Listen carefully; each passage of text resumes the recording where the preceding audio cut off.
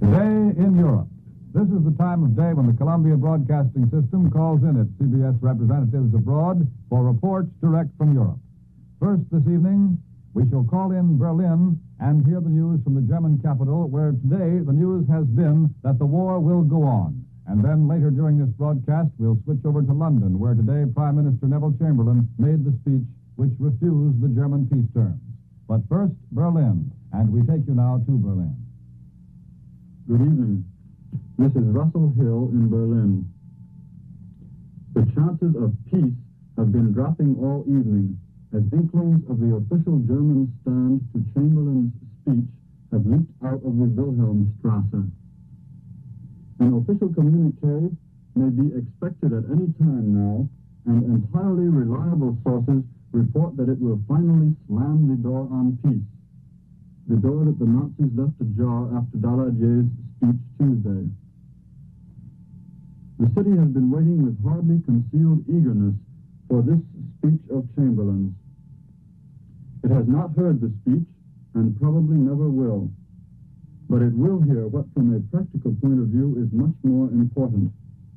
It will hear the German reaction.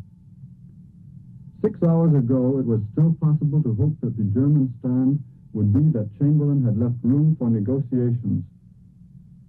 At that time, the men who make decisions in Germany were still closeted, presumably examining the text of the British statesman's declaration to see whether it left any loophole for further diplomatic activity. It now seems that no such loophole was found.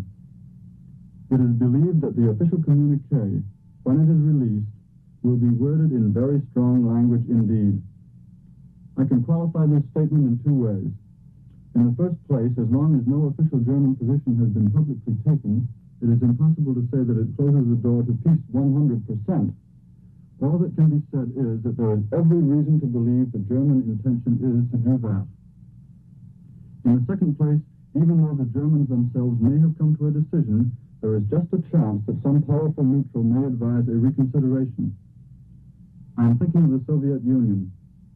If this new ally of Germany's wanted negotiations to take place, it might be able to make its influence felt. But most observers here do not believe this is a serious possibility. It would not be correct to speak as though negotiations had been going on for the last 10 days. There have been no notes handed back and forth, but actually the effect has been the same. The recent speeches on the part of Hitler, Daladier, and Chamberlain have been answers to each other. But they have been important not only for the purpose of testing the possibilities of reaching an agreement, but also for purposes of strengthening what is called here the home front. It is important to convince the population of each country that the government is fighting a just war, that the enemy is 100% wrong. I believe that this has been accomplished with considerable success on either side. The task of demoralizing public opinion in the enemy countries has by the same estimate been correspondingly unsuccessful. This is Russell Hill in Berlin, returning you to Columbia in New York. And now let's hear the report from London. Go ahead, London. This is London. I was in the House of Commons this afternoon when Mr. Chamberlain made his reply to Herr Hitler. The House was attentive but undemonstrative. On only one occasion did we hear that low rumble from both sides of the House which is reserved for statements approved by the vast majority of members. That occurred when the Prime Minister said that it would be impossible for Britain to accept such proposals as those set forth in the German Chancellor's speech. I sat in the gallery just about 5 yards from Mr. Maisky, the Soviet ambassador. He arrived ahead of most of the foreign diplomats. He sat down at the far end of one of the reserved benches. A few minutes later, the Duke of Alba, General Franco's representative, arrived and sat at the other end of the bench. About 10 feet of dull, green, polished leather divided the two men. Later, that empty space was filled by other diplomats. Mr. Maisky was smiling, not broadly, but still smiling. When the Prime Minister made his first reference to Russia, nearly every head in the House, members and visitors alike, swiveled round and eyes were brought to bear on the Soviet ambassador. That faint smile was still there. Mr. Maisky has an excellent poker face. 6 or even 3 months ago, Mr. Stalin's representative in London would not have been subjected to such a barrage of questioning eyes. Perhaps that's an indication of the changed position of the Soviet Union in world affairs. When Mr. Chamberlain had finished speaking, I talked with a number of Parliament members in the lobby. In general, his speech had been well received, but those who wanted a clearer definition of war aims still want it. Those who believe that it would be better to have a conference now are still of that opinion. And one or two wonder just what sort of guarantees would be acceptable, whether or not commitments by Russia and Italy would be considered sufficient guarantee that Germany would not again resort to force. There is no question that the overwhelming majority of the House stood behind the Prime Minister in his rejection of the German proposals. Herr Hitler tried to place the blame for continuation of the war on Britain. Mr. Chamberlain says the next move is up to Germany. It is quite possible that today's speech may not have been the last word. The new Italian ambassador, Signor Bastianini, is on his way to London, and certain reports from Rome indicate that he may be bringing with him a document setting forth Italian views concerning peace proposals and an international conference. It is difficult to see how any proposals can bridge the gap between Berlin and London, and I think the opinion of most observers in London tonight is that the world's most unwanted war will go on. Columbia's war correspondent, Bill Henry, sends us a report from the Royal Air Force on the Western Front. The average person, says Mr. Henry, thinks of an airfield as a large space surrounded by imposing hangars, crisscrossed by concrete runways with a large white circle painted in the middle. Fighting airfields are not like that. The one I visited today you could pass on the road, much less in the air, without guessing that it was anything but a big plot of farmland. As a matter of fact, French peasants were actually raising crops on most of it. But if an enemy plane were to buzz over it, the whole neighborhood would suddenly come to life. For here is part of the British Air Force, with crews on duty day and night. I walked across a field, and almost before I knew it, I was walking bang into a huge airplane, magnificently hidden. It was poised, virtually ready for flight. My presence had brought the woods to life. Out of nowhere popped a young blonde chap. Like most British flyers, he looked about 18, but probably he was a trifle more than that. We scrambled under the wing of the big plane, through some bushes, and discovered a young man squatting down by a fire doing a bit of cooking. Behind him was a path running under the trees. We squeezed along into a dugout, perhaps a dozen feet square. There stood another tow-headed lad. He was scraping the youthful down from his pink cheeks. And he laughed when I almost fell through some camouflage bushes into a hole. There a group of young men were sitting around wicked-looking, skyward-pointing guns. And then I said goodbye and walked back toward my car. And that's the end of Bill Henry's report from the Western Front. We have news of the Polish Navy, because tonight in a broadcast here, Monsieur Zaleski, the Minister of Foreign Affairs for Poland, had this to say: units of the small but brave Polish Navy are in action alongside the British fleet. I mentioned to a friend of mine today that this was Columbus Day at home.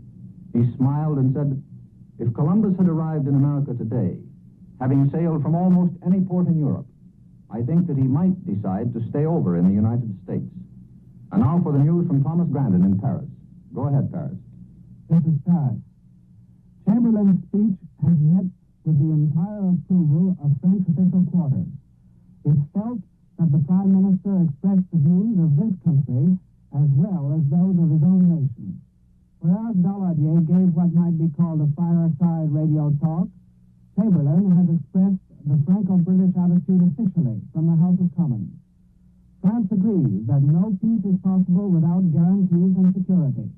The government here, like that of England, is prepared to study proposals, but it felt that the suggestions made to date by Hitler are not worth examination. The military communique mentions ambushes and patrols on both sides, and activity of French advanced units, notably in the region south of Saarbrücken. The center of international interest, obviously, is not on the Western Front this evening, but in the northeast of Europe. The more closely French observers watch this situation evolve, the more convinced they seem to be that Stalin is getting the better of Hitler.